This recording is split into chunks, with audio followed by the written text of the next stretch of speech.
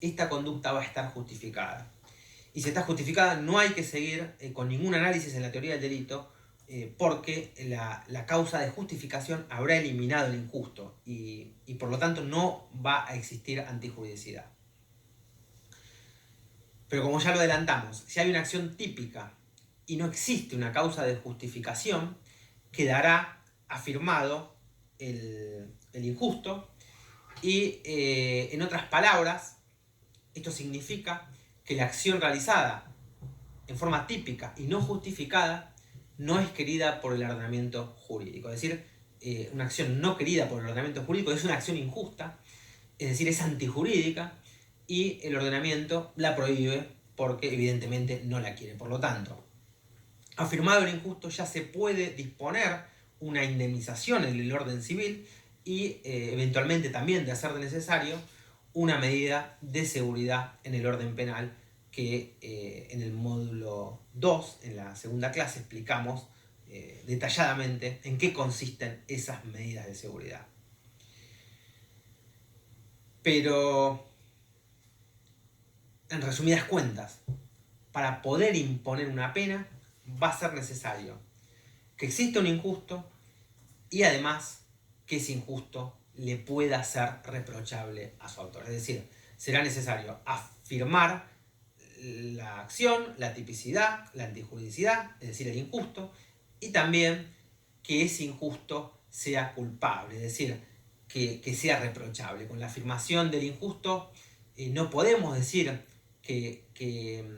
el sistema jurídico ha autorizado la imposición de una pena, sino que con la afirmación del injusto podemos decir sí que el Estado ya autoriza una indemnización desde el orden civil, porque es un acto típico y antijurídico, es decir, algo contrario al ordenamiento jurídico. Eventualmente que el Estado puede aceptar la imposición de una medida de seguridad en el caso de que sean necesarios, y que además, si es injusto, es culpable, entonces sí, el Estado puede imponer una pena. Con la afirmación del injusto, con esa acción típica y antijurídica, lo que sí podemos anticipar es que, ya afirmado ese injusto, el ordenamiento jurídico ha desvalorado o ha valorado en forma negativa a la conducta y al resultado que eventualmente se hubiera producido, porque hay delitos que son delitos de peligro simplemente, y por eso al injusto se lo denomina también como juicio de disvalor de acto y de disvalor de resultado. En cambio, la culpabilidad, que es la reprochabilidad, lo que implica es un juicio de disvalor, pero no ya de acto, sino antes bien un juicio de disvalor personal, un reproche personal. En un video especial vamos a estudiar específicamente la culpabilidad, pero ahora, como introducción, alcanza con decir que esta culpabilidad lo que implica es reprochabilidad. ¿Qué se le reprocha al autor? Como decía el profesor Zaffaroni en su viejo manual, ¿qué se reprocha? Se reprocha el injusto. ¿Por qué se reprocha el injusto? Porque era justo y era exigible que el sujeto se hubiera motivado en la norma y sin embargo no lo hizo, es decir, sin embargo cometió de todas formas el injusto. ¿Cuándo es justo y cuándo es exigible que alguien se motive en la norma? En primer lugar, cuando el autor pueda comprender la criminalidad de lo que hace, porque si el autor directamente no puede comprender la criminalidad de lo que hace, de ninguna forma va a poder ser justo exigirle que se motive en esa norma que directamente no comprende. Y en segundo lugar, cuando además de comprender haya tenido efectivamente un ámbito aceptable de libertad para poder dirigir sus acciones conforme a esa comprensión que ya sabemos que tiene de la criminalidad de su conducta. Esto va a dar lugar, como después vamos a analizar mucho más en profundidad, a estas dos grandes o categorías que pertenecen a la culpabilidad. Un primer momento que hace a la comprensión de la antijuridicidad de la conducta, y otro segundo momento que hace al ámbito de libertad para poder decidir, para que el sujeto pueda decidir y dirigir sus acciones conforme a esa comprensión que se tiene de la antijuricidad de la conducta. Ambos momentos, tanto el de la comprensión como el del ámbito de libertad para poder adecuar su conducta a la comprensión, requieren previamente una capacidad psíquica previa, que es lo que la doctrina denomina imputabilidad. Es decir, la imputabilidad no es otra cosa que la capacidad psíquica de culpabilidad, es decir, de esta capacidad psíquica para comprender la antijuricidad de una conducta, más esta capacidad psíquica para poder dirigir las acciones conforme a esa comprensión que se tiene de la antijuricidad de la conducta. Pero no queremos, desde esta clase meramente introductoria, confundir ni marear al que está oyendo este curso. Estos temas los vamos a tratar, insisto, en profundidad, estudiar la culpabilidad. Y por ahora alcanza con decir que la culpabilidad es la reprochabilidad de la conducta.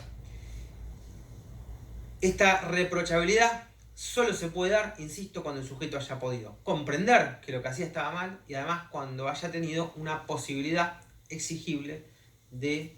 adecuar su conducta a esa comprensión que tiene de la antijuricidad. Imputabilidad, capacidad psíquica de culpabilidad, errores de comprensión, que después vamos a ver que son los errores de provisión, directos, indirectos, culturalmente condicionados, y posibilidad exigible de dirigir las acciones conforme a lo que se comprende. Estos son todos conceptos, son todas categorías de análisis que vamos a ir estudiando y vamos a ir desarrollando con mucho más detalle al analizar la última categoría de la teoría del delito, que es la culpabilidad. Por supuesto, también como lo anticipamos en nuestras primeras clases, en el primer módulo y a manera introductoria, algunos autores incluyen la atribuibilidad como una categoría intermedia entre la antijuricidad y la culpabilidad, y además también hay otros autores que al final de toda la categoría de la teoría del delito, al final de todas las categorías, al final de todos los filtros,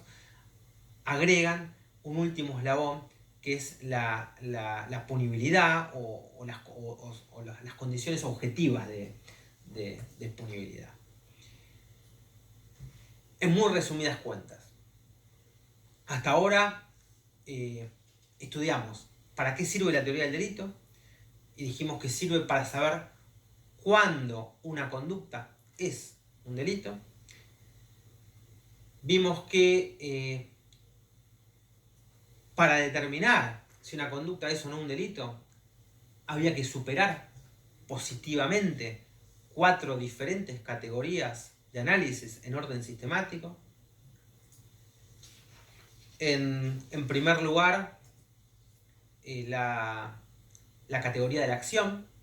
que se eliminaba si había alguna causa que la excluía, que vimos que son 3: fuerza física irresistible, actos reflejos e inconsciencia absoluta. En segundo lugar, si no hay ninguna causa que excluya la conducta, hay que verificar si es típica,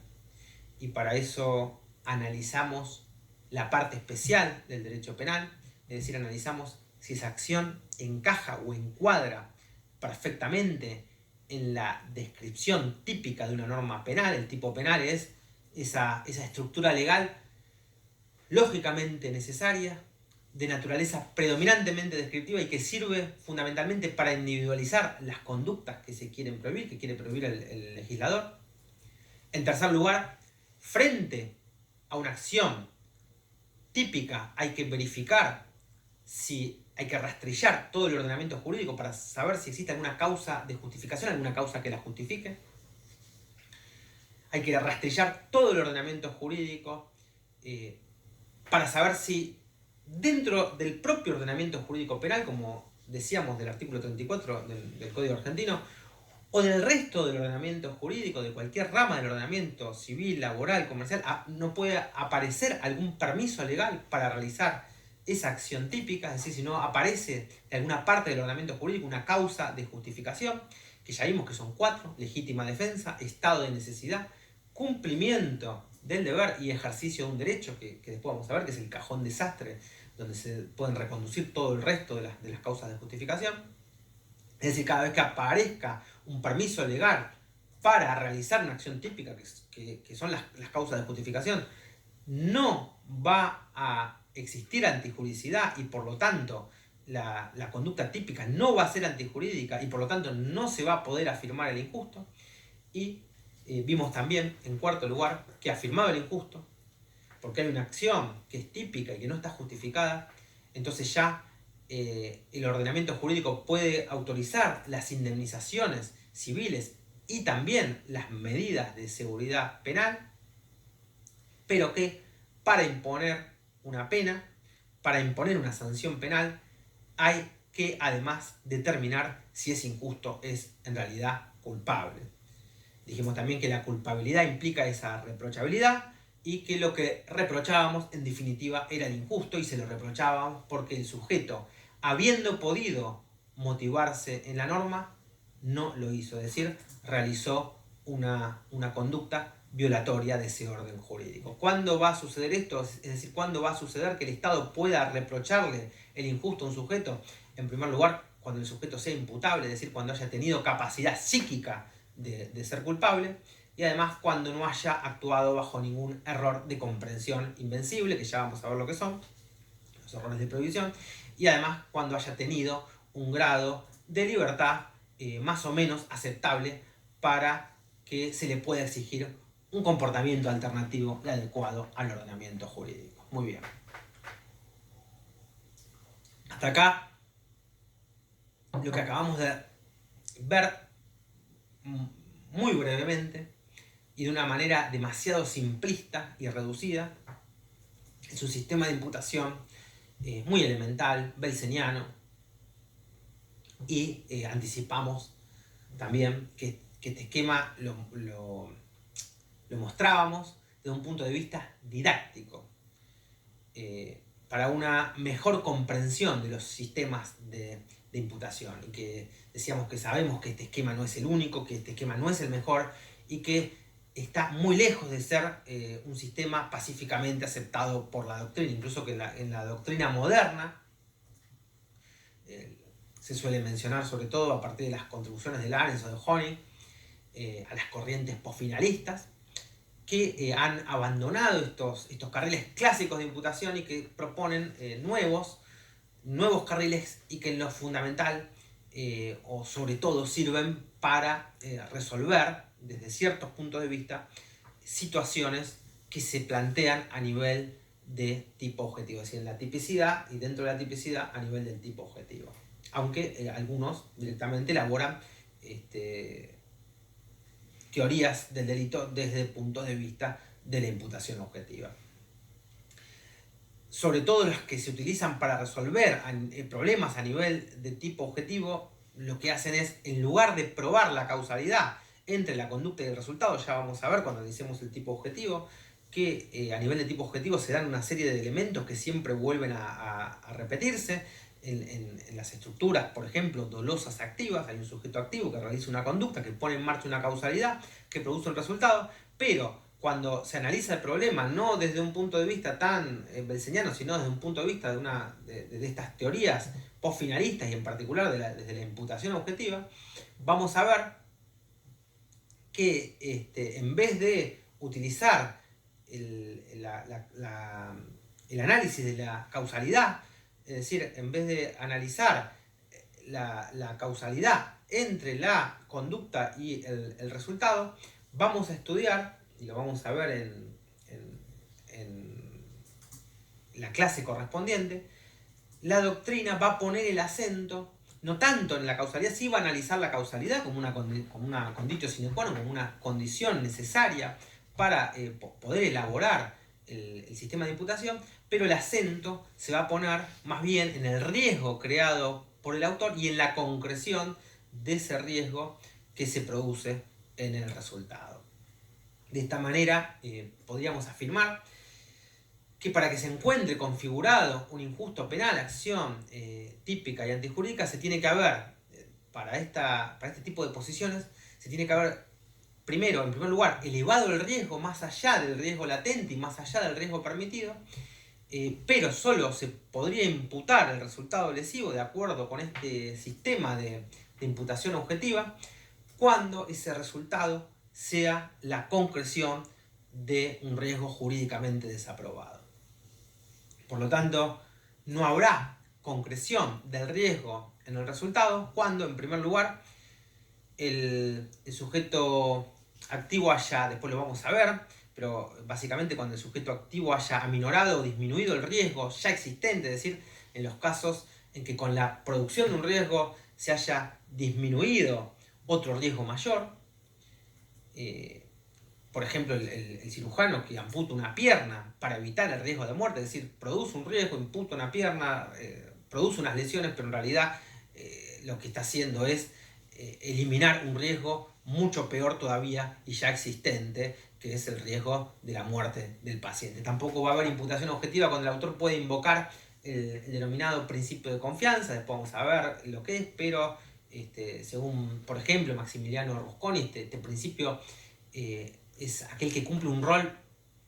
preponderante en los casos de contactos planificados no coyunturales, como sucede en los equipos de trabajo, como los equipos quirúrgicos, los equipos médicos, y también en los contactos coyunturales no planificados, como sucede, por ejemplo, en el ámbito del tráfico vial, del tráfico automotor. De lo contrario, como dice Maximiliano Rusconi, de lo contrario, ciertas actividades compartidas serían lisa y llanamente impracticables. Por ejemplo, cuando el cirujano puede invocar la operatividad del principio de confianza, cuando, por ejemplo, utiliza un instrumento quirúrgico sin esterilizar, que le ha proporcionado su asistente, que tenía a su cargo esa tarea específica de esterilizar ese instrumento. Tampoco va a existir imputación objetiva cuando, por ejemplo, el resultado lesivo caiga fuera del ámbito de protección de la norma. Toda norma tiene que tener un ámbito definido de actuación, un sentido político-criminal. Por ejemplo, la norma que impone la obligación de no superar una velocidad máxima permitida en una autopista no tiene por fin evitar la muerte de un suicida que se tira de la copa de un árbol cuando yo supero en 20 o en 30 kilómetros la velocidad máxima permitida. Es decir, yo vengo por una autopista superando la velocidad máxima permitida y un suicida está en la copa de un árbol esperando que yo pase y se me tira adelante y yo produzco ese accidente fatal. Evidentemente, el ámbito de protección de la norma que me impide elevar la velocidad de mi automóvil más allá de la velocidad máxima permitida en esa autopista no tiene por finalidad evitar la producción de la muerte de un suicida que se tira desde la copa de un árbol. Y lo mismo ocurre, por ejemplo, en los casos de mala praxis. La norma de cuidado que exige a un médico, por hipótesis, informar al paciente sobre los riesgos de una medicina, no tiene por fin evitar un accidente de tránsito en la vía pública. Sería el caso de, por ejemplo, un paciente que está insulinizado, que presenta una hipoglucemia mientras maneja, mata a un peatón y la familia de la víctima después demanda al médico diabetólogo y a su vez acusa al médico porque alega que nunca le habían dicho al paciente que estaba insulinizado que estaba prohibido manejar. Es un caso que existe en la jurisprudencia, pero que a todas luces, no es un caso inventado, es un caso real, pero que a todas luces cae fuera del ámbito de protección de la norma. Y lo mismo, y por último, cuando la lesión al bien jurídico se produce una proporción altamente significativa,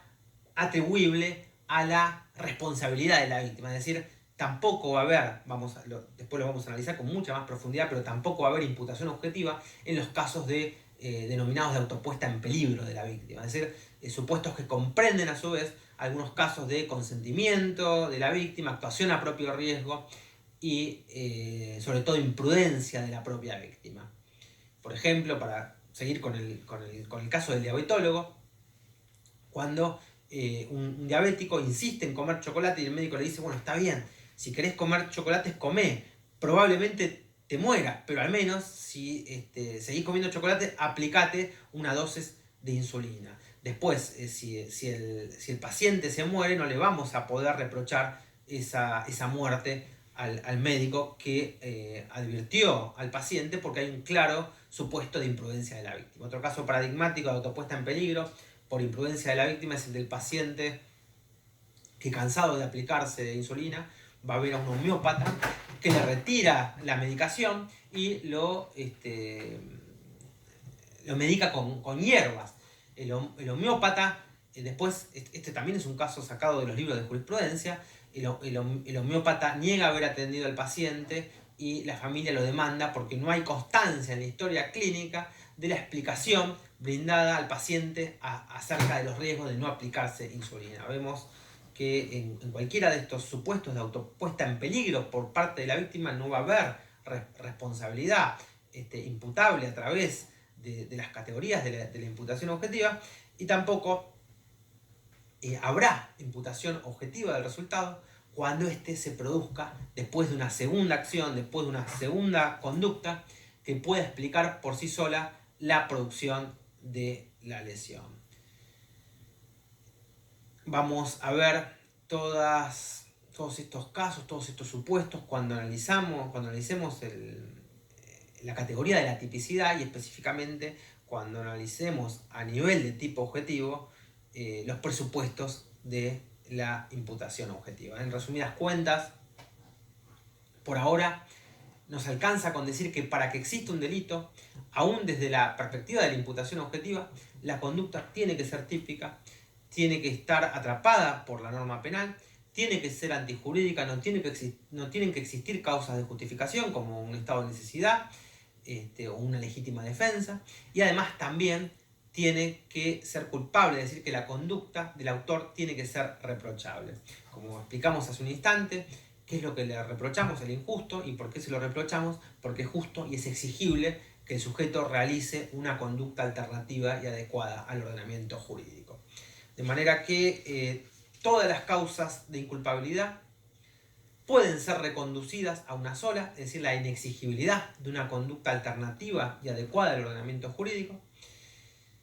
Y cada vez que el Estado no pueda exigir a un imputado una conducta alternativa y adecuada al ordenamiento jurídico, no se podrá hablar de culpabilidad y por lo tanto no se podrá imponer una pena. De esta manera habrá una conducta con relevancia jurídico-penal solo